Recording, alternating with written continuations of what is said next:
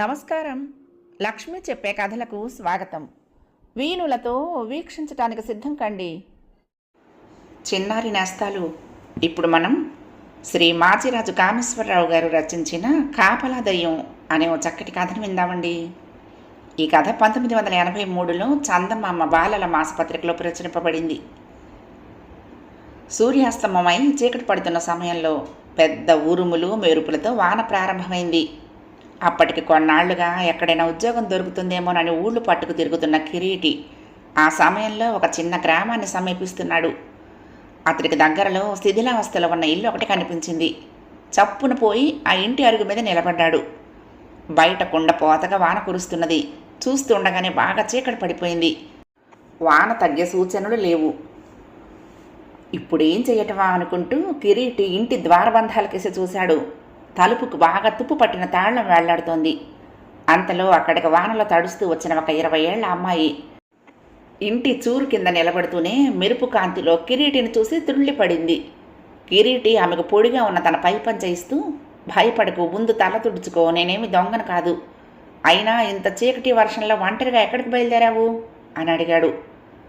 ఆమె కొంచెం తటపటాయించి కిరీటి మొహం కేసి ఓసారి పరీక్షగా చూసి, మా పక్క గ్రామంలో ఉన్న మా బంధువుకు జబ్బుగా ఉంటే చూసి వస్తున్నాను. బాడుగ బండివాడు ఆఖరి క్షణంలో వాన భయం వలన బండి కట్టననేశాడు. ఇప్పుడు ఈ వాన గాలిలో ఏం చేయాలో తోచటం లేదు. మా ఊరు ఇక్కడికి అరకోసు దూరంలో ఉంది అంది. ఇంతలో పాడుపడ్డ ఇంటి కిటికీలో నుంచి గబ్బిలోంకి ఈగుచుమంటూ ఆమె తల మీదుగా ఎగిరిపోయింది. ఆమె భయంతో కెవ్వుమంది.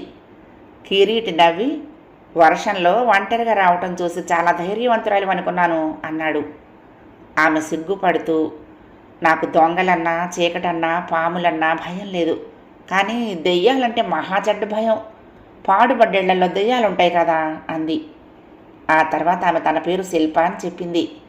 కిరీటి ఒక్క క్షణం ఆగి, చూడు శిల్ప, మనకు ముందు తెలియదు కానీ మన చుట్టూ ఉన్న మనుషుల్లో దెయ్యాలను మించిన వాళ్ళు ఉన్నారు.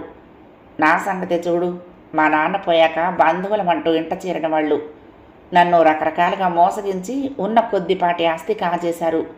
నేను బతుకు తెరువుకు ఉద్యోగం కోసం వెతుకుతూ తిరుగుతున్నాను. నాకు దెయ్యాల కన్నా మనుషులంటేనే భయం అన్నాడు. పోనీయండి, ఈ రాత్రి వేళ దెయ్యాల ఊసేందుకు అంది శిల్ప. వర్షం తగ్గే సూచనలు లేకపోవడంతో కిరీటి, ఇక మనం ఈ రాత్రికి ఈ ఇంట్లోనే తల దాచుకోక తప్పదు అని తుప్పు పట్టిన తాళాన్ని గట్టిగా లాగాడు. అది చేతిలోకి ఊడొచ్చింది. అంతలోనే లోపల నుంచి, ఏయ్ ఎవరు వాళ్ళు, నేను దెయ్యాన్ని, జాగ్రత్త, లోపలికి రాకండి అన్న కేక వినిపించింది. శిల్ప వణికిపోతూ కిరీటి చేయి పట్టుకుని, వర్షం అయితే అయ్యింది కానీ పారిపోదాం రండి అంది. కిరీటి ఆ మాటలు వినిపించుకోకుండా కాలితో తలుపును గట్టిగా తన్నాడు. అది దహీమని విరిగి వెనక్కి పడిపోయింది. అతడు చీకట్లోకి చూస్తూ, మేము మనుషులం, దెయ్యాలకు దడవని వాళ్ళం అంటూ లోపలికి వెళ్ళాడు. గది మధ్య ఒక ముసలి దెయ్యం కూర్చుని ఉంది. అది కిరీటిని శిల్పను చూస్తూనే, ఎంత ధైర్యం, ఎంత పొగరు, నిలువున చీల్చేస్తా అంది. అదేదో తర్వాత చెద్దు గాని ముందు ఈ సంగతి చెప్పు, ఈ పాడు కొంపకాను కాపలా కాస్తున్నది అని అడిగాడు కిరీటి. ఆ ప్రశ్న వింటూనే ముసలి దెయ్యం ఏడుపు మొహం పెట్టి, ఛీ, ఈ కొంప అంటే నాకు పరమ చీదరా. నా పెళ్ళాం పిల్లలు డబ్బు కోసం నన్ను జలగల్లా పట్టుకుని నానాహింస పెట్టేవాళ్ళు. హవ్వ, సంపాదించడం ఖర్చు పెట్టడానికా? నేనేం వాళ్ళ పప్పులు ఉడకనివ్వలేదు. నేను కాపలా కాస్తున్నది ఇక్కడ దాచిన నిధిని అన్నది. కిరీటి దెయ్యం కేసి జాలిగా చూస్తూ, పెళ్ళాం పిల్లలు నువ్వు కూడా అనుభవించక చచ్చి దెయ్యానివై ఆ డబ్బుకు కుక్క కాపలా కాస్తున్నావన్నమాట అన్నాడు. ముసలి దెయ్యం కొంతసేపు ఆలోచనలో పడింది. ఏళ్ల తరబడి అక్కడ కాపలా కూర్చోవటం దానికి విసుగనిపిస్తున్నది. అది గది మధ్య ఒక చోట తవ్వి పెట్టిన ఒకదాన్ని పైకి తీసి మూత తెరుస్తూ, ఈ డబ్బంతా నువ్వు తీసుకో, నాకు ఈ కాపలా బాధ తప్పుతుంది అంది. కిరీటి పెట్టెలోని నాణ్యాలు కొన్ని తీసుకుని చూసి, నువ్వు చచ్చిపోయి చాలా కాలం అయినట్టుంది, ఇప్పుడు ఈ రాగి సత్తు నాణ్యాలు చెల్లవు అన్నాడు. అయ్యో అలాగా అంటూ దెయ్యం పెద్దగా మూలిగింది. ఆ మరుక్షణం దానికి గబ్బిలం ఆకారం వచ్చింది.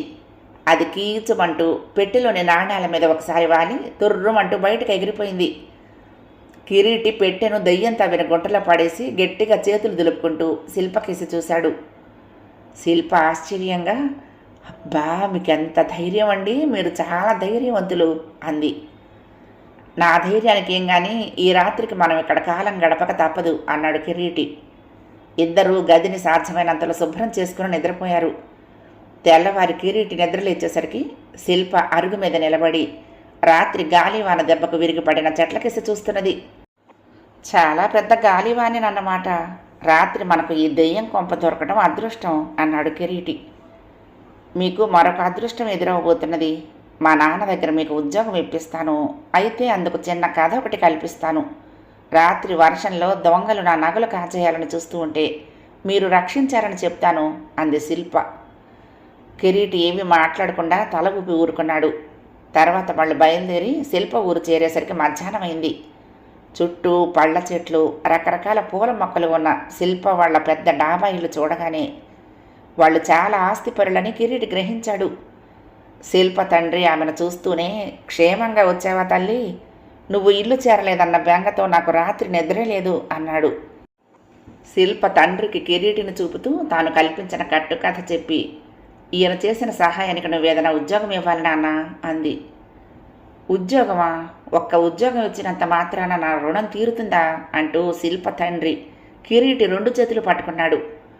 కిరీటి ఆయనతో, క్షమించండి, మీ అమ్మాయి చెప్పింది నిజం కాదు. నేను ఏ దొంగల బారి నుండి ఆమెను రక్షించలేదు. ఎంత నిరుద్యోగమైనా అబద్ధాలు చెప్పి ఉద్యోగం సంపాదించడం నాకు నచ్చదు అన్నాడు. శిల్ప తండ్రి కూతురికేసి అయోమయంగా చూశాడు. శిల్ప నవ్వి జరిగిందంతా తండ్రికి చెప్పి, ఈ మధ్య కొంతకాలంగా నా పెళ్లి ప్రయత్నాలు చేస్తున్నావు కదా నాన్న. ఈయన నాకు నచ్చాడు. అయితే మనిషి మనస్తత్వం ఎలాంటిదో తెలుసుకునేందుకు చిన్న నాటకం ఆడాను. అబద్ధాలాడి సంపాదించే ఉద్యోగం ఇష్టం లేదన్నాడంటే ఆయన నిజాయితీ తెలుస్తూనే ఉంది అంది. శిల్ప తండ్రి ఎంతో సంతోషపడిపోతూ కిరీటికేసి ఒకసారి చూసి భార్యను పిలుచుకొచ్చేందుకు గబగబా ఇంట్లోకి వెళ్ళాడు. అప్పుడు కిరీటి శిల్పతో, మీ అంతస్తుకు నేను తగిన వాణ్ణి కాను, మరొకసారి ఆలోచించుకో అన్నాడు. శిల్ప చిరుకోపంగా, ఇక్కడ అంతస్తుల గొడవలు తేకండి. మీ ధైర్యం, నిజాయితీ నాకు నచ్చాయి. ఒకవేళ నేను మీకు నచ్చకపోతే ఆ మాట చెప్పేయండి అంది. ఆస్తిపాస్తులు పోయి నిరుద్యోగిగా ఊళ్ళు పట్టుకు తిరగటం మేలే అయ్యింది. అలా కాకపోతే నీలాంటి మంచి భార్య నాకెక్కడ దొరికేది అన్నాడు కిరీటి. అప్పుడే అక్కడికి వస్తూ కిరీటి మాటలు విన్న శిల్ప తల్లిదండ్రులు పరమానందం చెందారు. చిన్నారి నేస్తాలు, కథ నచ్చిందా? నచ్చితే మీ స్నేహితులకు కూడా షేర్ చేయండి. రేపు మరొక కొత్త కథతో మీ ముందుంటాను. సరేనా నేస్తాలు? హాయిగా నిద్రపోండిగా.